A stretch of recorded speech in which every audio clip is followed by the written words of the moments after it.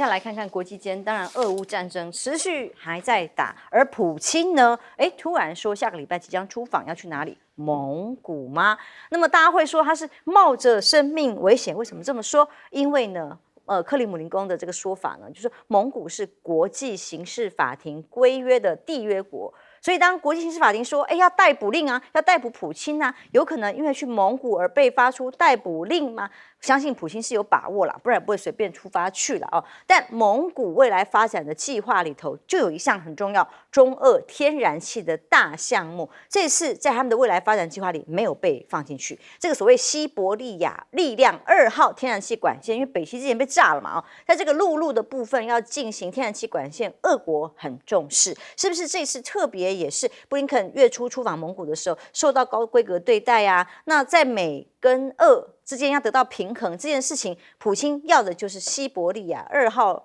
赶快天然管线。陆路的这个运输很重要，对于俄罗斯来讲。那来看看凛冬将至，冬天快要来了，但在乌克兰啊、俄罗斯啊这些西伯利亚的地方，天气一凉，真的是不得了，打仗的困难度就会非常的高。而这个西方国家刚刚送进来的军事援助，包括了6架 F-16，现在已经被发现1架不幸已经坠毁了。那一位知名的飞官也因此丧生。那接下来还有这一批陆续抵达的，不过几个礼拜就已经毁了，还有继续还要打下去啊。那现在俄军攻打了这个乌东，目前的各种轰炸非常的密集，距离乌军的东部5条公路、铁路交汇的这个红军村啊，只有8公里。所以泽连斯基出来喊话说，目前的处境极为艰难。在俄军狂轰之下，乌克兰现在面临的困境呢，是一种叫做快要没有电用、密集空袭。那个没电可能会有什么状况？那台湾断网嘛？对于乌克兰来讲是什么呢？就是冬天，他们冬天是严寒呐。如果全面停电的话，不知道如何度过冬季，不是没有照明而已，是温暖的暖气设备，天气变冷，所有的战事无法进行，人民也没办法生活下去。那所以普京老神在说，当时乌克兰跑到俄罗斯境内去打啊。那到底是算盘打对打错啊？战略学者就特别指出来了，这乌克兰对于俄罗斯这个所谓特别军事行动叫做短多长空。战术上看起来胜利，但长远来想却未必明智。因为泽连斯基要表现什么呢？我拿这些 F-16啊，拿这些武器啊，要告诉西方国家说，你们给我的支持跟援助是有用的，乌军还是可以打胜仗，可以收复失土的。但问题是，接下来的处境只会越来越艰难。再来看看中国大陆的部分，要卖武器吗？在武器的部分，埃及，我看看歼2、歼10的飞机飞越金字塔的画面，这好像是个展示 show time 的概念。为什么呢？因为埃及要向美国采购20架的 F-35隐形战机碰壁了，所以他们就改变主意了，向中国大陆讨论买歼10的可能性。这次的飞行表演被认为是不是埃及在向美国施压呢？当然，埃及还买了好几十架的陆制翼龙 ID 啊。无人机，那阿尔及利亚也买了好几艘中国的护卫舰等等的武器的外销，现在中国大陆已经越来越在行，已不再是一定是西方国家的专利而已。那中国尤其是无人机，根本就是一个头号大国啦，非洲啦，连美国啊都不得不买单于这个无人机，它的这个精良跟价格的相对 CP 值高嘛。所以解放军歼16的战机突破350架了，那么重型的战机也超越了美俄了。那所以随着这第13批次的战机曝光之后，更代表了全球这种数量最多的重型多用途战斗机，中国大陆已经具备，当然也会让美国越来越紧张。澳洲智库的分析认为，大陆有90%的关键技术研究领先，就可能会爆发国防科技的创新能力。这个创新一往上飙升之后呢，自然其他的美国啦、欧洲国家的担心就会更的严峻。本来是合作的，就不会有这样的疑虑咯。赖教授，当我们看到普京的最新动作的时候，您怎么观察？普丁到蒙古其实蛮重要的，有几个意涵啊。第一个意涵就是说，如果他到蒙古而没有被逮捕，那这个部分就打脸了这布林肯美国，因为美国正在拉拢蒙古，希望蒙古跟他站得比较近一点。蒙古自己也说啊，这美国是他的第3邻居啊，所以如果说普丁到了蒙古，蒙古是这个国际刑事法庭的签约国，而他没有逮捕普丁的话，那这个对于美国来说的话，就是一个重挫，外交上的挫败。第二个，他给巴西的鲁拉提供了一个非常好的借鉴。也就是说，你看签约国也可以这个例外的也可以说豁免一个国家的元首被逮捕的问题。那这样的话，对于集团体，本来鲁拉是邀请普丁去参加的，后来承受到美国跟国内的压力，然后他后来又改口了。那现在如果他到了蒙古而都没有问题的话，那鲁拉当然也可以比照蒙古国来办理。而这样的情况就显示出拜登确实是影响力衰败了在蒙古也好，在这个巴西，他的影响力确实衰败。而普丁如果能够参加集团体来说，对美国来说那是非常严重的事情，因为美国拜登去还是不去，这又是问题就比较大了。我觉得普丁是一个战略家了，他的很多的动作都有明确的一个战略的设计在里面。您刚提到的这个西伯利亚2号线，中国大陆是反对经由蒙古进来的，他是主张是从哈萨克，现在看起来是要从哈萨克了因为蒙古的不确定性跟不稳定性是中国大陆不愿意有这么一个500亿立方米每一年供应量的，那么被蒙古控制在手中，所以中国大陆是主张是从哈萨克进来。那现在看起来蒙古要拿到这条管线的可能性是很低了。乌克兰确实处于一个非常不利的一个地步了，因为乌克兰目前来讲经过3波的攻击，它的民生设施受到很大的摧毁，尤其是这些供电站，还有就是炼油站石油储存槽、转运站受到很大的冲击。美国跟欧盟的国家还有多少能力能帮他们修护？大家都存疑。更何况你一旦开始修护，就再度攻击，没有人敢去修护。这样的一个情形下的时候，冬天马上来了，乌克兰怎么度过这个冬天？更何况它的东部的战区，这个红军村战略的要地只剩下8公里了，所以是一寸一寸在打下来。一旦被打下来了以后，对乌克兰的东部的战区会呈现出非常不利的一个地步，整个东部的军队乌克兰会被挤压，更何况北部的这个精锐的部队当时泽连斯基犯的一个严重的战略上的错误，把他的3个重要的这么大的旅机械化旅，而且是经由北约训练的这个精锐部队，他的最后一张王牌压在这个地方，结果也撤不回来，没有办法形成机动。这个对于乌克兰来说，对泽连斯基来讲，这真的是一个很大的麻烦，因为他所打的地方没有任何战略的价值，所以对于俄国普丁来说的话，慢慢打目前来讲，他已经把5个特种旅的旅长都已经招到墨西哥了招到克里姆林宫已经谈完了，他们即将要开始部署在这个被占领的库斯克的这个区域开始进行围攻，而且是慢慢的打。他们的打法的目的就是以歼灭有生战力为主，就是不让你活，把你的有生战力都消灭掉。那对乌克兰来讲，就再也没有一股有力的军队可以打仗。这个对于泽连斯基真的是不是一件好事情。最后一个就是有关于中国大陆这一次为什么浩浩荡荡的把运20跟这个歼10C的这个战斗机从本土西北机场西北部，然后一直直飞，经过多次的空中加油。它是向中东地区、向北非、向埃及，他们展现出他们的这种极限的作战能力。也就这个飞机可以飞到5000多公里，一般来讲，战斗机的作战半径一般是在1000公里之内的。那它经过多次的空中加油，所以等于是它提供给这些地区的穆斯林世界的人说，你有多一个选择。所以中国提供给你多一个选择，这个对于当地的国家来讲是很重要的。杨老师，普京到蒙古会不会被逮捕？当然不可能了。我倒是现在要观察11月中旬在秘鲁举办 APEC， 然后呢，隔一个礼拜11月的18号、19号在巴西举办 G20， 都是高峰会。普京会不会去？对，还是说会去哪一个？因为他去，拜登就不会去。他如果2个都去，那习拜会也就没了。所以他如果去一个，那拜登会去另外一个，也许那习拜会就会有机会。我个人觉得他去巴西的机会比较高，因为巴西这个总统鲁拉实际上是很支持就是普丁。那可是呢，G20的性质比较特别。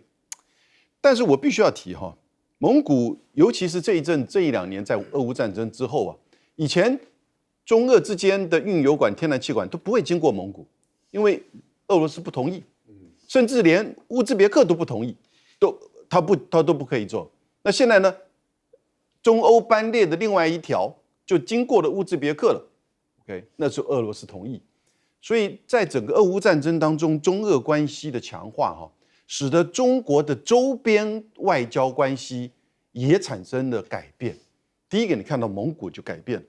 了，也就是说，直接经过蒙古进入到中国的这个油管都已经确立了。第二个，在中亚地区，当然在从所谓的上合会2001年开始就已经改变。第三个呢，越南，越南其实普丁才刚去过。而越南，你看，在这一次中非的这个南海的冲突当中，越南是很淡定的，很坚定的，就算他领袖的这个变化，还是维持跟中国的关系很近。第四个，你可能想象不到，印度，印度这个边境冲突现在有点淡化了。我觉得这都是普丁的影响，因为这几个地方，蒙古、越南、印度跟中亚，过去在冷战时期苏联的等于是最经营的这个地方，而现在关系维持持续的这个非常的密切，所以普丁也有在就影响这个中国的周边国家，然后改善他们跟中国的这个相互的关系。我觉得这个不能够这个排除掉哈。那第二个，我们就是看在乌东啊，就是你要去攻打俄罗斯的领土，然后希望说以地易地啊，这个是现在一直在西方还是在讲这个说法，因为围魏救赵已经不可能了，因为事实上俄罗斯还是在乌东加强攻击，以地易地。各位你要知道，从俄罗斯的角度，你一定要了解，从俄罗斯的角度，乌克兰过去是俄罗斯的领土，1991年之后才承认它，但在乌东，绝大部分乌东居住的人都是俄罗斯裔，讲俄罗斯语，而在2008年之后，尤其2014年之后，受到这个乌西政府的影响，禁止说俄语，甚至有一点纳粹化，这是俄罗斯的这个观点，是不是事实？我觉得有些部分是事实。所以当他去占领这个区域的时候，他不可能会放弃掉，他法律上都把它变成俄罗斯的领土了。所以你要去想说，以地易地，库斯克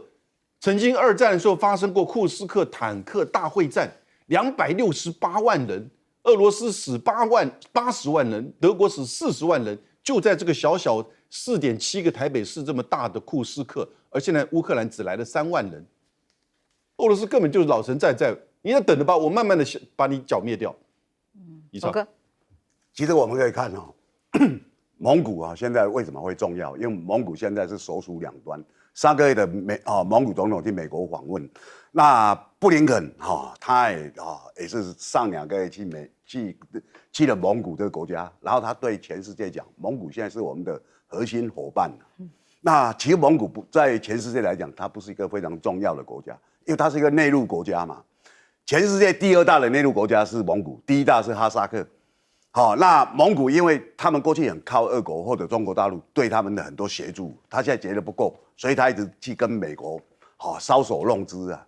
那希望说能够有一些获得美国那美国看不上他的战略价值，可是认为说你刚好在中国大陆跟俄国之间，你如果跟他弄一下的话，美国人最喜欢搞这个嘛，搞台独就搞这样，搞香港就搞这样，他最喜欢这样，他觉得不无可利用的地方。蒙古有多少人呢？360万，比我们新北市人还少讲话特别大声。那当然，其实我觉得俄国跟中国大陆是很看破他的手脚，但蒙古他最近发现了，他们其实有一个东西是有点可贵的。这可贵在哪里呢？因为中国大陆最近对美国有很多稀土是不让他出口的，这些稀土蒙古有啊。但是当然，美国希望说我们来合作，我来这边提炼，我就不怕中国大陆。但是你要想想看，内陆国家的可怜在哪里？你所有的出路你都要经过别人的国家，你没有一个港口，你根本就完蛋，很难嘛。所以蒙古它的极限就在这里。那所以他现在一直希望美国能够跟他弄一点东西。那当然，因为它的不稳定性就是让大家对他比较害怕。蒙古的首都叫乌兰巴托了。过去它属于中华民国的时候叫做库伦，现在全世界叫做库伦的地方，只有台北还有一条街叫库伦街。那就他跟台北市现在是姐妹市，因为他过去的市长后来当了总统，我是认识的。他后来当总统还来邀你的，说要不要到我这边来？所以我对这个国家是蛮熟悉的，但是我也知道他没有多少资源可以来做应用。那他有一个全世界最大的湖——贝加尔湖，最深的。那我们其实可以看到，在这些东西，每个国家都有它生存之道了。当然，你也不能去怪蒙古为什么要这样。好，那来讲乌克兰，乌克兰的生存之道怎么样？他现在另起一个战线，说我占领俄国的多少土地，这打给别人看，因为现在资源越来越少，援助越来越少。那他现在觉得我们有另辟一个地方，因为他过去的反攻计划其实是一败涂地嘛。从去年讲到现在，结果一败涂地。那你反而看到普丁是老神在在，他这个国家访问，那个国家访问，他四处周游列国，他有像说我们在你们媒体讲的，我们被蒙古占领多少土地，打得很惨吗？没有。所以你由这些的态度来讲，我觉得，这个等于说故意让你进入了我们俄国，这个根本就是俄国设下一个陷阱。我让你来，因为我们知道普丁的出身背景，他不一定很在乎当地老百姓的人命。反正你们就进来，我也没多少人，你们把他俘虏，把他怎么样？对我来讲，我也不痛不痒。但是你3万大军进来的话，你这些人跑不掉了啦。那我慢慢把你歼灭啊。所以我们可以看到，你现在乌克兰就是在向他的那些盟国表示说，我跟俄国有努力在打仗，请赶快给我钱，给我武器。他在表现这个嘛。那他现在觉得不够，他又要拿一个计划要去见拜登，说我还有哪个计划？拜登的任期是到明年1月20号，剩5个月不到，他现在还要表演这些，其实是没有用的。好，我们来看看文化软实力的话题喽。这个是个软话题，但最近连很多社群你也收到了吗？好多黑神话的这个影片啊，或者是话题啊，传来传去，传到现在连梁文杰都说，他是官员他都说目前还没有明确的代理商可以来申请要到台湾来，但是如果可以进来的话，他自己也想去买来玩，因为他自己也是 PS 的爱好者。黑神话悟空现在风靡全球，那么对岸过去在4年前的一段对话说这个黑神话悟空要卖1000万套没问题，就当时还有台湾的所谓老玩家秒打脸，还有只狼也才卖500万，你现在怎么可能卖1000万？但4年后，现在的确是爆红，超过了1500万套了所以当连日本的游戏设计师小岛秀夫很夯很有名，连他都要开箱黑神话悟空，说拿到的实体的收藏版，就可见他多么的受到国际在这个业界领域的重视。那么国外的这个知名游戏部落客 Destin 也是一样他也是说黑神话会改变游戏产业，他直接讲说爱黑神话悟空。下一个中国游戏他还是会买，所以西方市场应该要振作起来。听听他怎么说。We need to talk about Black Myth Wukong and its astronomical, industry-changing success. This isn't just a great game. It will change how people talk about China in the video game market. It will love Black Myth Wukong, and so far, it's one of my Game of the Year contenders, easily. If this is the type of game we can expect from China going forward, I say I look forward to buying the next one. And if the Western market doesn't get their shit together, it's only going to get worse than it's already been. Because most of the stuff that you've been putting out lately, I ain't buying. And neither are a lot of people. 黑神话悟空夯的程度超乎我们想象，在山西这里取景的地点，哇，整个很多车人都往这里去了，观光旅游，连是个花果山这里的风景区也是人潮满满，甚至在艺术文化圈里呢，还有男子用废纸盒剪出黑神话悟空，很夯吧？什么都要跟他有关。这个画面看起来一面是字黑神话，一面就是这几面主要的角色，可以透过纸雕或者艺术来剪出来。那还有人把植物剪成黑神话悟空的画面。总之，什么样的这个方法都有啦，就是要蹭现在最红的黑神话悟空。浙江还有理发师把顾客的头剪成悟空发型，我不知道各位可以忍受吗？如果你头变成这样，但现在就是跟上流行为王道。那甚至连这个所谓被称为太极拳大师的马保国，大家都说，他这个形象很像了因为他过去就说他会闪电5连鞭，那里面的角色也是，这就是闪电5连鞭的这个招式，很像里面的角色，就什么都跟跟这个有关了，就连解放军也称黑神话悟空。怎么说？这个和平方舟到南非去举办中医专场学术交流，他讲啊，当你作为一个天命人的时候，怎么打开行囊？听听他怎么说。我小时候呢也看过很多关于孙悟空的影视作品，其中2句歌词给我留下了非常深刻的印象，那就是“踏平坎坷成大道，斗罢艰险又出发”。刚刚发言人是大陆的国防部发言人吴谦他引用的名言是这个游戏里面的关键句现在什么都跟黑神话悟空有关。那现在当然在日本的驻菲律宾大使，南海这边冲突还是继续。那么包括了南沙群岛，说是这个大陆驻菲使馆很愤怒了要怎么在2战之后有一些历史的渊源。中国的海警船连续2天在钓鱼台附近也跟日本的海保船监控驱离，互相有一些冲突。那又为了说这个菲律宾说是要抗衡中国大陆，所以还采购了40架的新战机。当然，菲律宾的国防部长说了，需要采购那么多架的战机呢，就代表说要一个中队加上4架的后备机，才能真正改变菲律宾的空军实力。所以随时准备好咯，还要准备运补到现在跟中方有冲突的这些海域跟岛屿。但菲律宾的参谋总长说，无论如何呢，我们会自己拼靠自己力量来为驻扎在南海的船舰进行运补，用尽一切选项都没有办法达成目标，才会跟美国来求助所以赖教授，当我们看到文化软实力现在在西方世界也很流行的黑神话，黑神话的这个热潮到目前为止还没有摔下来还一直在不断的在往上垫高，线上的这个游戏人数还一直维持在一个高档。然后它的这个售价就是说，它目前的销售情况，在前天的时候已经突破了1500万套，那不得了而且还在继续的增加中，所以它是一个非常成功而且很受欢迎的一个游戏，非常受欢迎。那而且它不只是在大陆这边受欢迎，日本、韩国甚至欧美的国家也越来越多的玩家都进来玩这款游戏，而且评价都非常的好。我们也看到。很多人很多爱好者，他们已经开始到这个他所取材的一个地方，尤其是这个《西游记》里面的最重要的山西省这个地方去观光旅游。我觉得梁文杰要说到做到，而且不能够背后搞小手。怎么说呢？也就是说，让台湾的游戏平台、游戏业者他们来申请，而且你应该一路就你要满足台湾的消费者的需求嘛。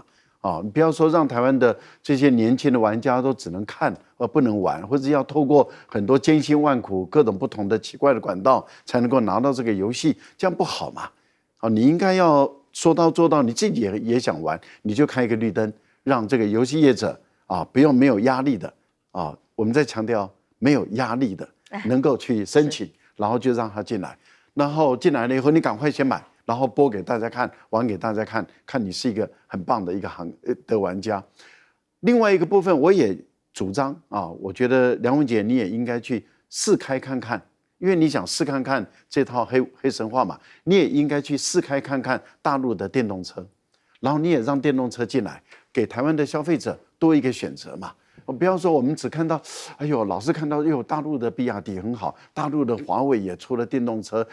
这个电动车又做得很棒。可是呢，我们在台湾只能看到特斯拉，这不对嘛？这剥夺我们广大消费者的选择权，这很不对的这民进党不要老是做一些剥夺我们台湾消费者的权利的这样的一种蠢事，让台湾的消费者得到好处应该要改变。我觉得这个绿营的。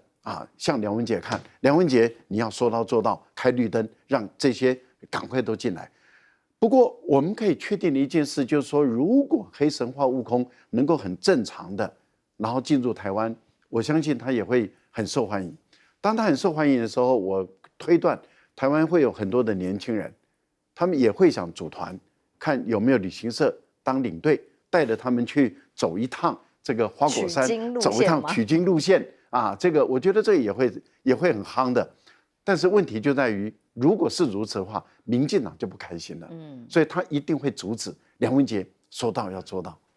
休息一下，马上回来。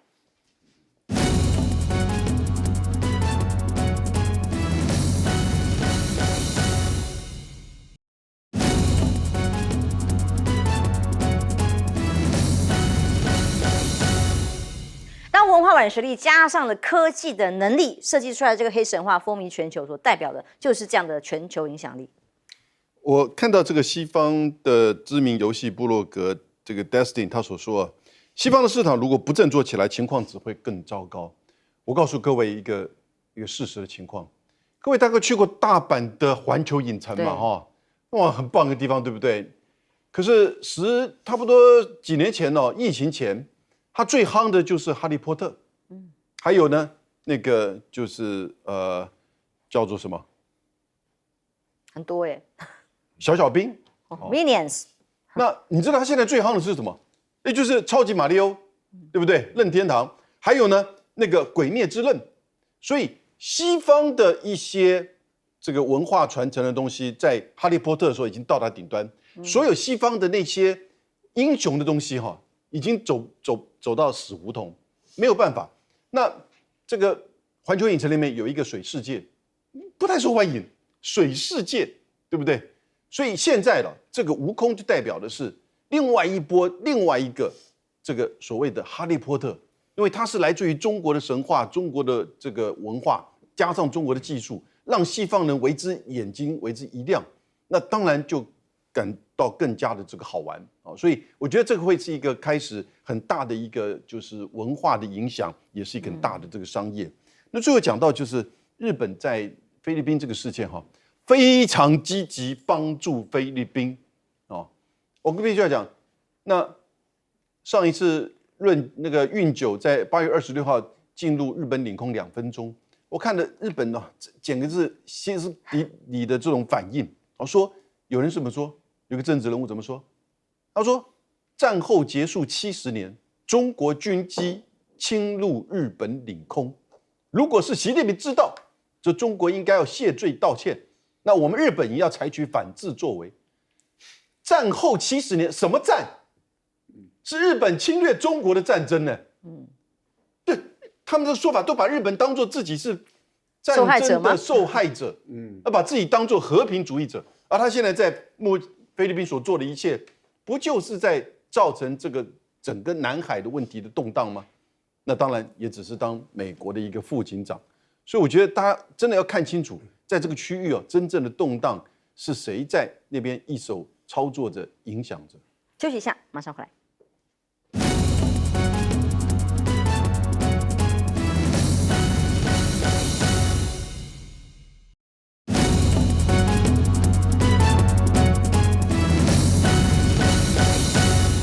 你也跟上了可以神话悟空的这个话题吗？虽然台湾还没有办法玩，玩家还玩不到哦，不过这个已经在全球受到了很热烈的欢迎。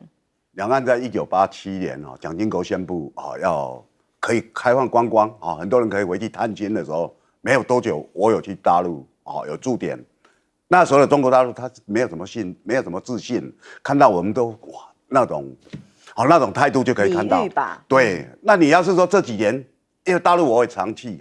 你要可以看到他们的信心回来。这信心里面，除了说已经变比较富裕，其实它里面有非常多的文化。那悟空其实在中华文化里面，孙悟空绝对比孙中山还有名啊。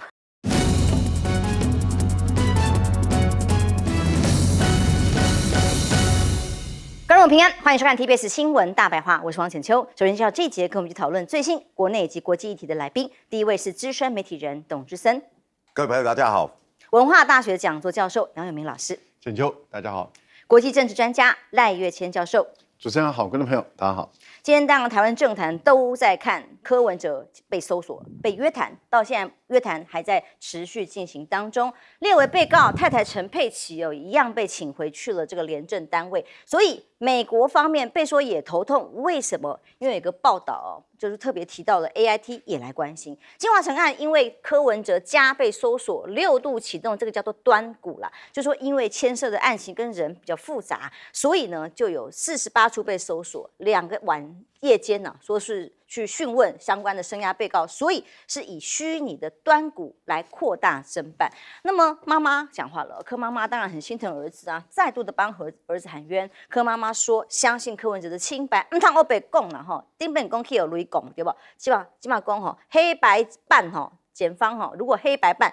是会有罪过的有在拜拜的人绝对不会做拍代志。那没有害人的心，要我做违法的事，绝对不敢。他说新竹城隍爷常常拜拜，都可以帮他挂保证的啊。当然，这个馆长他也说话了，听听他怎么说。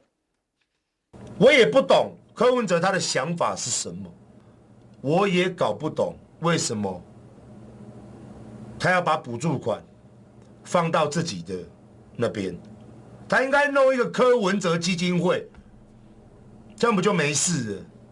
我觉得柯文哲真的很笨，马英九做给你看了，小英也做给你看了，柯文哲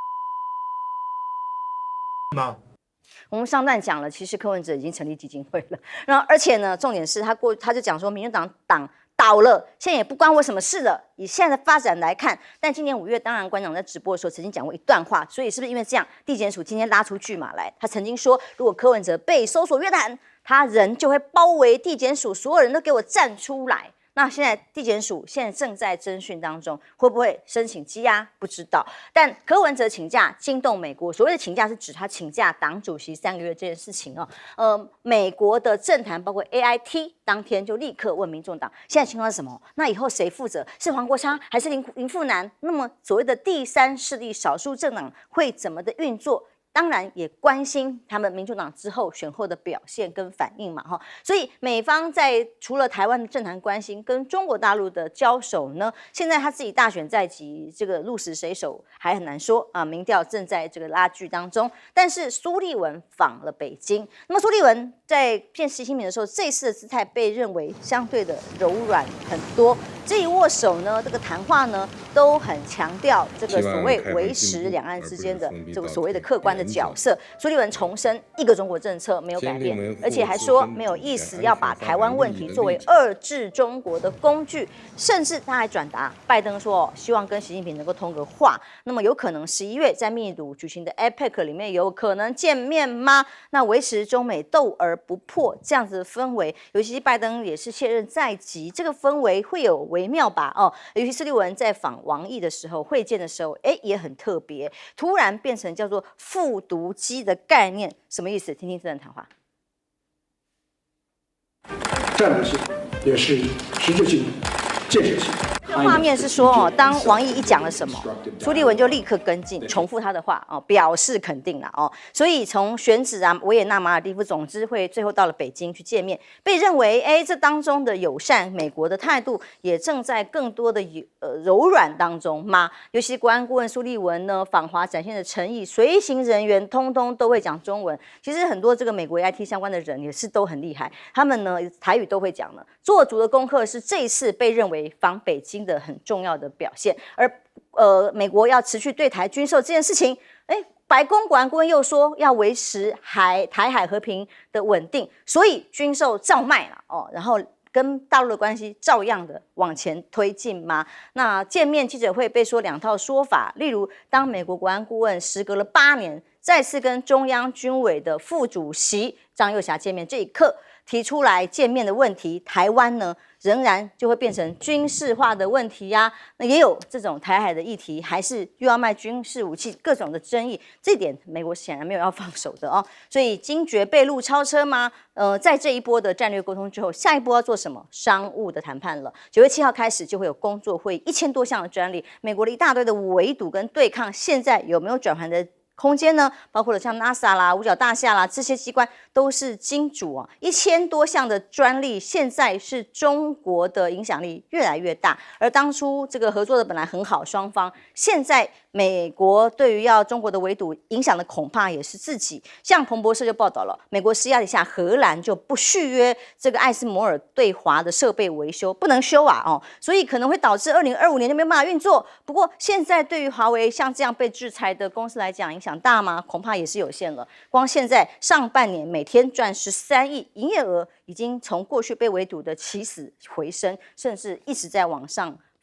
发展当中董哥，从柯 P 的这个案子，阿北还在约谈当中，你怎么看这个最新的发展？因为今天其实最新的案情就是沈晶晶、应小薇他们统统被收押进监了。那一个是公司的老板总裁嘛，他是整个金华城的灵魂人物；一个是帮他在穿梭的议员然后要求市政府应该怎么样怎么样。那当然最后的决策就是市长啊。大家可以看到，今天同时被收手的还有副市长彭振声，因为市政府有3个副市长，这3个副市长各司其职。彭振声管的就是公务跟都计啊，都市计划。那当然啊，他也是都市计划审议委员会的主任委员啊，柯文哲指派。那里面有很多府外的委员，也有很多府内的委员，就各级处的首长。好，那大家可以看到，今天他其实是一个收网，就说我前面我已经巩固了啊，因为据我所知啊，大概快半年前。市政府很多官员都已经被 A 谈，很多资料啊，检方都拿在手上，那他慢慢收网。今天大老板被收押禁见了，议员被收押禁见了，下来当然就轮到柯文哲被 A 谈嘛。那 A 谈的话，柯文哲虽然今天讲了啊，在野党主席怎么可以被怎么样的，那些是没有用的啦。因为为什么？因为你要看所谓的法律的巩固哦，他有多少人讲你，然后那些公文，其实公文已经。台北市议会调查小组已经出示过了啊！大家刚刚看赎回议员，他是这个调查小组的召集人，3份会议记录都是你指示的，那里面还有好几份相关的一些相关的条文，你为什么要给他这么好的容积？明明不适合这样的都市计更的容积的奖励嘛？所以大家可以看到，就觉得不可思议，为什么馆长那么生气？因为你稍稍有点知识或有点算术知识的人，你就来想想看嘛。郝龙斌时代，金华城说我这个因为怎么样，我要有一些容积奖励。我们容积奖励是公共财啊，就是台北市民所有人的，不是市长说你跟我比较好，我就给你多少。那金华城这个在郝龙斌时代，它是392%，那他一直希望能够提高，后来。郝龙斌时代不准，他们就去找监察院。监察院说：“这个依照怎么样，应该给他560%。”然后市政府很不爽，怎么可以这样？可是那时候已经是柯文哲时代啊。那柯文哲时代，金华城认为说560我们还不够，所以又下去弄到840%。各位，你只要用常识想一想，392变840，前中华民国不止台北市，前中华民国唯一的一个案例啊，是谁的指示？你可以看到柯文哲虽然早上好像讲得很强硬，可是我觉得他是心知肚明啊，而且他对法律完全不懂啊，每天就是用那种过去很绚丽的语言来激起一些人，好像说他很清白，操守很好，不是？我告诉你，贪污治罪条例它其实最主要是2种情况，一个是贪污啊，贪污就是你有拿对方的对价关系；第二个就是图利。图利就是你一直给他很好，他可能是你表弟是的亲戚或怎么样，你弄起来给他一些图利，这个图利也有罪，也要坐牢的。柯文哲可能认为说我没有拿他钱或怎么样啊，他有没有拿钱我不知道，搞不好到时候又查出来了。因为柯文哲每天讲他很清白，都在呛别人嘛，他可以呛蒋万安，你早上7点半你就不敢开晨会，因为我操守好你不好，这个和操守有什么关系？柯文哲每天讲 A 多他的漏洞 A 多啊，他的青年跟他操守其实是不堪一击的。那他又自以为是。馆长为什么那么生气？他这是挺阿北挺到底，挺阿北挺黄国昌。阿北你当选总统，黄国昌让他当法务部长，什么话都讲出来了。那大家知道有那么多小草挺他，柯文哲也每天用青年来检视别人。那柯文哲青年吗？大家可以看到自己开一家木可公司。我老实讲你看到这一些步骤在收网他现在不止这个案子嘛，他现在有好几个案子。那很多人讲说，这个案子好像是前年9合1选举选县市首长的时候就拿出来提了，为什么现在才办？因为里面有非常多的过程在收证那时候很多人已经觉得这个已经不对了。那怎么样讲不对呢？因为市政府每一次开会所有的官员都委会所有的委员。他们自己都做了保护系统，他们自己有做一个防火线那他们现在当柯文哲现在进去的时候，其实他们所巩固的东西就是这些官员讲出来的，这些官员呈现了，我们在里面都反对，被柯文哲骂，柯文哲要求怎么样怎么样。我告诉你，绝对是这样的过程因为全台湾可以让金华城这样的，唯一可以做主，可以要求。然后可以这样破格的只有柯文哲一个人，其他人都没办法做主啊。所以今天我们看到这种情况，你会知道哇，阿北你现在危机不只是你个人，你整个台湾民众党，然后你过去自以为是，不听别人讲的，然后觉得说我想怎么样就怎么样，直到昨天哦，被人家讲啊，你又陪沈清京又陪你去唱歌，在你们的陶朱引言，他只好承认了，他是被发现什么就讲出什么，你知道吗？合适吗？大家一看，你们两个还去唱歌，为什么他独独邀你？有那么多小草，希望你到地方跟我们打气，你都没时间。所以你可以看到柯文哲过去的名言：财团用刀叉吃人肉。现在陪用刀叉吃人肉的财团在高歌一起的，就是柯文哲。是杨教授、杨老师，我们在看到这个美中的关系的变化哦。苏立文这一次去访问的时候，有不一样吗？那尤其是这等于是拜登在卸任前这段任期了，那么这个态度上，您的观察？我可不可以讲柯文哲？哦，柯文哲现在被这个约谈哈，那我觉得接下来这个有3个情况啊，我如果讲错了，肖董纠正我。第一个当然就是收押金监，收押啊。第二个呢，交保，那这个都要法官定。当然，收押交保，也就是说，检察官有相当的事证据证明他在这个事件当中，金华城有明显的贪污、图利、渎职，哦，然后呢，这个交保金是多少？收押到什么样一个条件？那因此呢，如果是这2者的话，哈，应该在今天就知道柯文哲的政治生命就结束了，因为这个案子太清楚。肖董刚才讲的，还有第3种情况，那就是撤回。但是撤回并不代表没事喽，因为也许经过整个过程当中，检察官还没有办法把事证，也就是应晓薇、沈庆京所讲这些事证，以及副市长跟他的另外2位市府官员所讲的事证，跟柯文哲所讲的东西做太紧密的连结。因为你要知道，这个东西都是抽丝剥茧，然后呢去建立逻辑关系，然后不断的在逼问哦。当然律师在旁边，所以如果是撤回，现在看起来，我个人觉得不是那么容易，但也代表下一次再被约谈，因为新市政或者是这检察官会找到，所以这个代表说，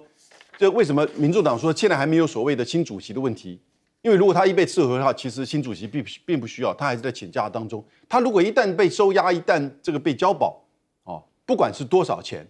不管谁帮他筹钱，其实柯文哲的政治生命就应该结束，而民众党就会要有一个新的代理主席。那民众党会怎么办？因为他有8位立委，各位不要忘记，这是选出来的，所以呢，到这4年他还会继续做。但不管谁做党主席，他大概就会重复过去台湾的第3党的同样的命运，走向逐渐的泡沫化。26年就不要想，黄国昌的26年也不可能会有了，不管柯文这个事件会怎么样啊。那回答主持人刚才问的，我们这边标题做美国姿态放软，我觉得刚好相反吧。哦，是中国姿态放软。你看苏立文来，全都见，想要见谁点名见。那个张又侠说，我应你的邀请，我来跟你见面。然后呢，议题大部分都是美国所希望谈的议题，哦，不管是芬太尼还是南海，哦，台海当然这个是在跟张又侠的时候谈到的，同时也回应了他提出的2个要求，2个具体的要求。那一个是在战区司令之间的对话，就是美国的印太司令和南部军区的司令，哦，将很快的会有一个通话。我本来以为是东部战区，因为东部战区是负责东海跟台海，显然目前美国现在关注的是菲律宾跟中国之间的南海问题，所以先要跟南部战区，这个是他取得的一个。那第2个就是说，接下来习拜会通话，在接下来这几个礼拜就通电话，那会不会习拜会呢？我个人觉得应该会在这次 APEC 会议11月中旬的时候呢，习拜会，但是不会像是上一次旧金山的那种大型的习拜会，因为我感觉习近平其实还蛮重人情的。我们台湾这边很多人去哈，这个他都会见面，他都会谈。所以当这个拜登要离开了，拜登不断讲说跟习近平见过多少面嘛，但这4年来也见了面次数很少，所以习近平会给他一个 farewell 的，等于是这个鼓励他，应该会有一个习拜会吧？是吗？好，那老师呢？您觉得也是中国大陆放软，还是美方在这个拜登最后任期也展现一些态度？我觉得什么都没改变哦，也就是美国会继续按照它的既定步骤走。换言之，也就是他不想让中国大陆超越他，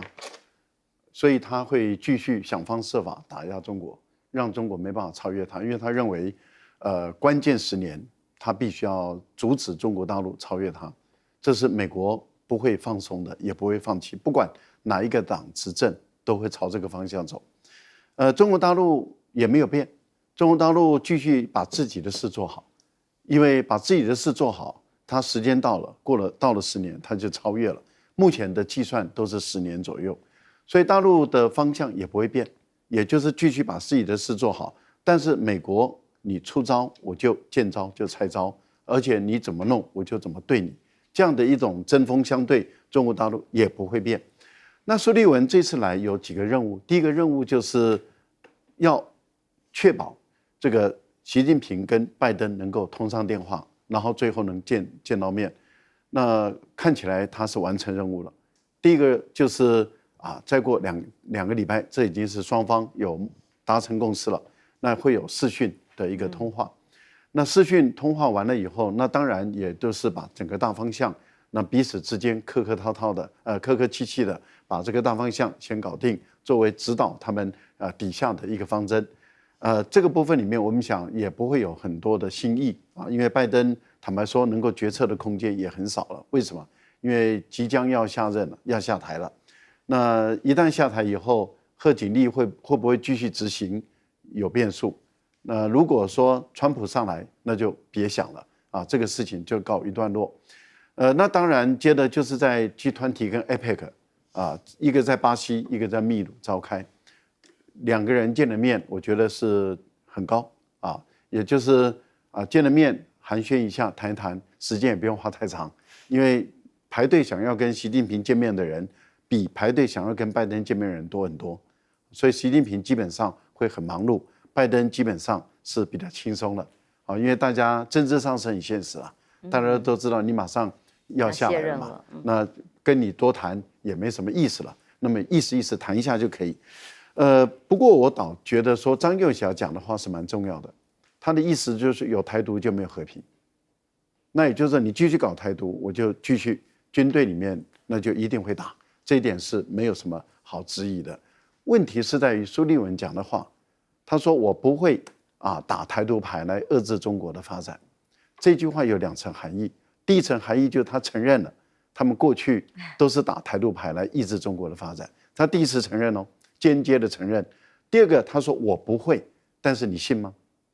我想绝大部分人都不会信，所以他会继续打台独牌来遏制中国的发展。不过他只剩几个月了，那就接着该要看那贺锦丽或者是川普上来应该是不会打台独牌，但是贺锦丽很有可能还是会打台独牌。